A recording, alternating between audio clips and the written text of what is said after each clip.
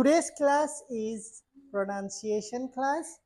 আজকে আমরা শিখব এ সাউন্ড। আমরা আগেই শিখেছি শর্ট এ এর উচ্চারণ হচ্ছে অ্যা।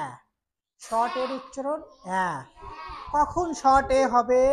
যদি কোনো ওয়ার্ডে এ এর আগে এবং পরে কনসোনেন্ট থাকে তাহলে এর উচ্চারণ কি হবে? অ্যা। সো শর্ট এ যদি অ্যা হয় তো সাথে একটা গ যোগ করলাম, অ্যা গ। স্পিক লাউডলি, অ্যা গ। ঠ অ্যা গ। ব অ্যা গ। র অ্যা গ। স অ্যা গ।